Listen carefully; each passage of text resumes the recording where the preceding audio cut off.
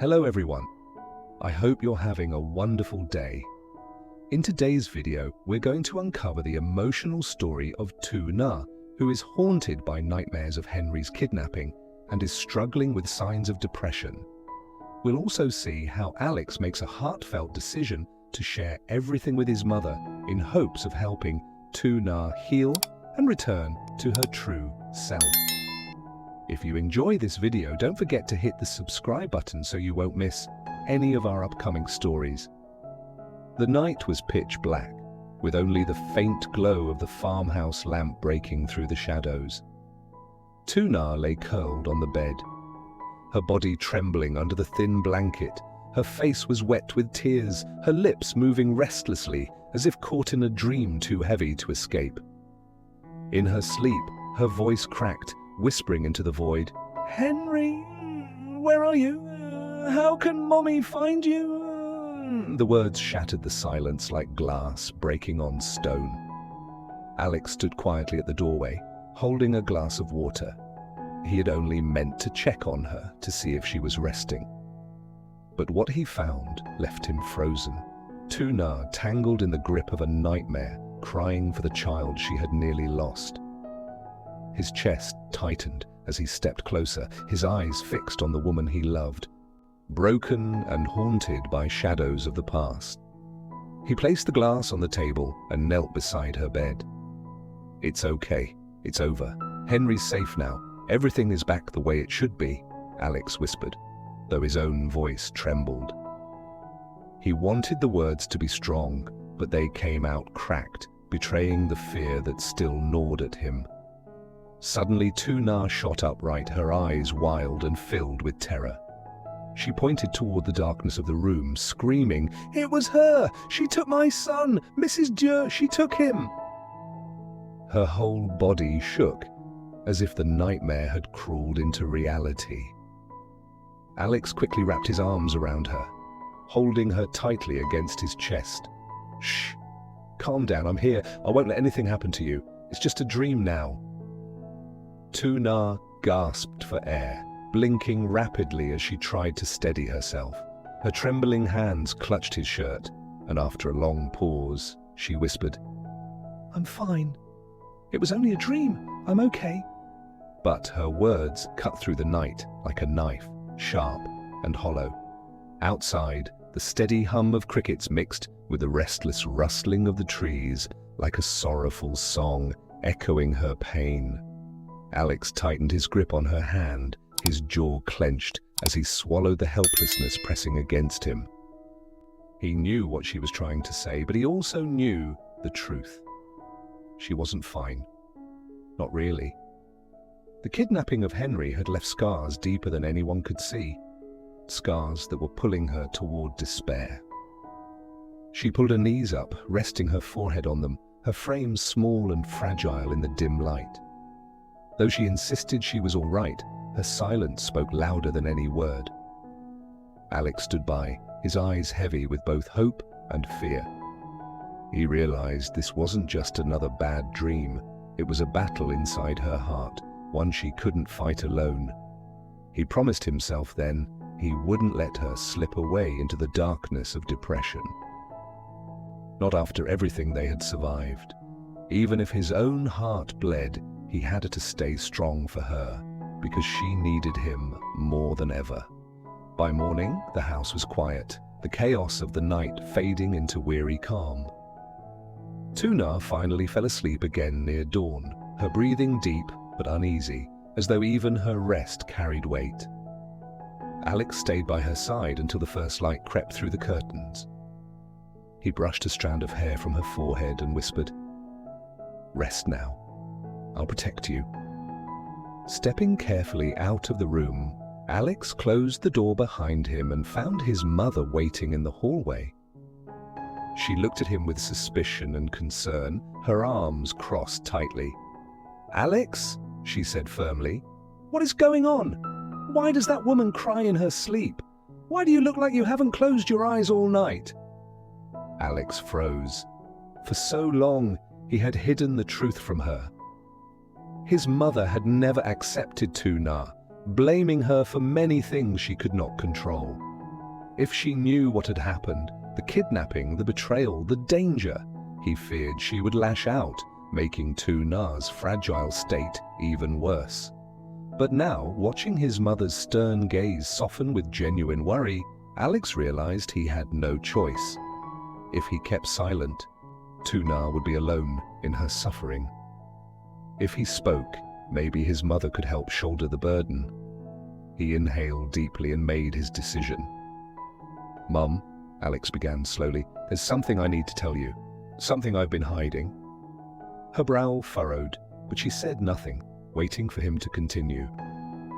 "You remember Tu Na's ex-husband, the one in prison?" Alex asked. His mother nodded stiffly. "Well, he escaped, and he returned to his mother, Mrs. Dieu." His mother gasped, covering her mouth. Alex pressed on, his voice low but urgent. Mrs. Dieu already hated Tu Na. She blamed her for everything, for her son being jailed, for losing her family's dignity.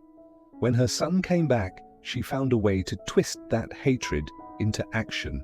Together they planned to hurt me, and worse, they kidnapped Henry.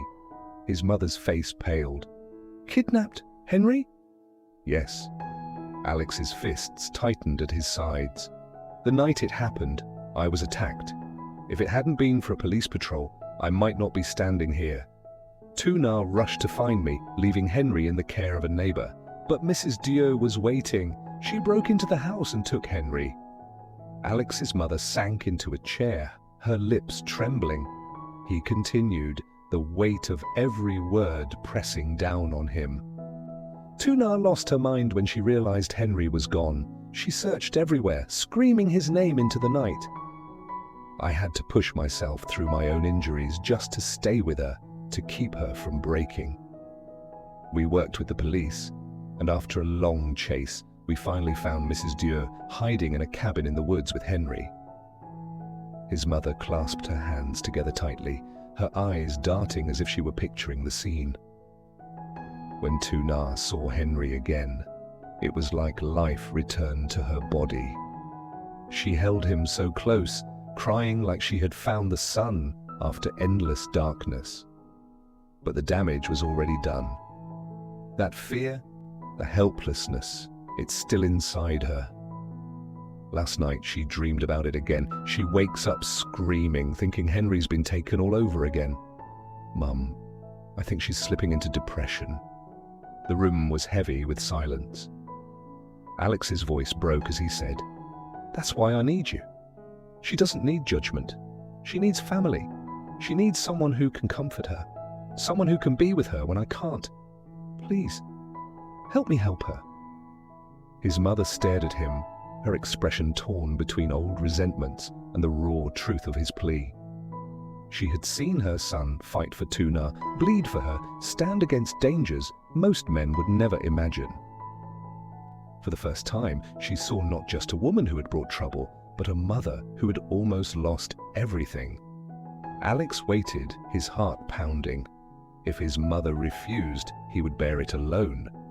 But if she agreed, maybe, just maybe, Tu Na could find her way back to peace. Alex's mother sat in silence for a long while, her fingers tightening around each other. The morning light poured into the farmhouse kitchen, casting golden lines across the worn wooden table. Alex stood before her, waiting, his body tense with expectation. Finally she sighed. "Alex," she said softly, "I always thought Tu Na brought chaos into your life. I thought she was a burden you chose to carry. But now, hearing this..." Her eyes lifted to his, filled with both pain and shame. No mother should ever endure what she has. No woman should live through the fear of losing her child. Alex's chest loosened. He hadn't realized he'd been holding his breath. "Does she know I'm aware of all this?" his mother asked. "No," Alex replied. "I didn't want her to feel judged. She already blames herself for everything that happened. But she needs someone besides me, someone who can help her stand again." His mother nodded slowly. "Then we will help her. I will help her. For you, for Henry." and maybe for her too. That afternoon, the air around the farm seemed calmer. Tu Na had woken up, her face pale, but her eyes clearer than they had been the night before. She sat in the small garden behind the house, hugging Henry in her arms as though letting go would mean losing him all over again. Henry giggled, reaching for her hair, but the smile on her lips didn't quite reach her eyes. Alex approached carefully, his heart aching at the sight. He wanted to wrap her in his arms and tell her everything would be fine, but he knew words alone could not erase the shadows of trauma. He knelt beside her and gently brushed Henry's hand. "He's happy," Alex murmured, "because he's with you." Tu Na forced a smile, but her gaze drifted away. "What if it happens again? What if one day I turn around and he's gone?" "I can't live through that again, Alex." He touched her hand, firm but tender. "You won't have to, not while I'm here, and not while my mother is here too." Tu Na's head snapped toward him, surprise flashing across her tired face. "Your mother? She knows?" "Yes," Alex said, his tone calm but steady. "I told her everything. I thought hiding it would protect you, but I realized what you need right now isn't secrecy, it's support. She wants to help you, Tu Na. She wants to be here for you." Tu Na blinked rapidly, confusion and fear swirling in her eyes. "Your mother never liked me. She never accepted me." "She didn't understand before," Alex admitted. "But now she does. She knows what you've been through and she doesn't see you as a mistake. She sees you as a mother who almost lost her child. And she's ready to stand beside you." For a moment, Tu Na said nothing. The garden was filled only with the sound of birds rustling in the branches, the gentle hum of life carrying on. Then slowly, she whispered, "I don't know if I can face her." Alex leaned closer. "You don't have to face her alone. I'll be right beside you." Later that evening, Alex led Tu Na into the living room where his mother waited. Henry toddled between them, clutching Alex's finger, his laughter echoing like a fragile reminder of hope. Alex's mother stood, her hands clasped in front of her. She looked at Tu Na, not with disdain, but with a quiet sympathy that softened her usual sternness. "Tu Na," she began gently, "I know I've been harsh with you. I judged without knowing the truth. I thought the worst when you were fighting through the worst time of your life. For that, I am sorry." Tu Na's lips parted, her throat tight. She hadn't expected an apology, least of all from Alex's mother. Tears welled in her eyes before she could stop them. "I can't erase what happened," Alex's mother continued, "but I can promise you this. I will not leave you alone in this pain. If you'll let me, I want to help you heal. For Henry, for Alex, and for you." The words broke through the dam Tu Na had built inside her. Her body trembled as she whispered, "I thought I was going crazy. Every night I see it all over again." Her face, Henry's cries, the fear. She pressed her hands against her chest, tears sliding down her cheeks. "I thought no one would understand." Alex stepped closer, wrapping one arm around her shoulder. "We understand. You're not alone anymore." His mother reached out, hesitating for only a second before laying her hand on Tu Na's arm. "You are family now," she said firmly. Tu Na looked up, meeting her gaze.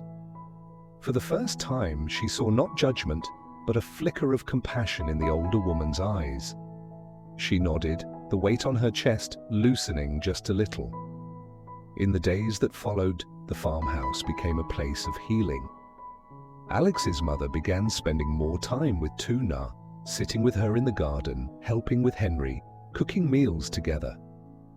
The conversations were quiet at first, filled with long silences, but those silences slowly became spaces of comfort rather than isolation. When Tu Na woke from nightmares, Alex's mother was sometimes the first to reach her room, holding her hand and reminding her that Henry was safe in the next room. When Tu Na broke down, Alex's mother didn't lecture or scold. She simply listened, her presence steady. Alex watched the fragile bond forming with quiet relief. He knew this was the support Tu Na had needed, a pillar to lean on while she rebuilt herself. One evening, as the sun dipped low, painting the sky with streaks of crimson, Alex found Tu Na standing by the fence, Henry asleep in her arms. She turned to him, her face tired but softer, her eyes no longer shadowed by fear alone. "Alex," she whispered, "I'm still scared. I think I always will be. But I don't feel alone anymore." "Your mother, she doesn't hate me, she cares." Alex smiled faintly, brushing his hand along Henry's tiny back. "That's because she sees what I see.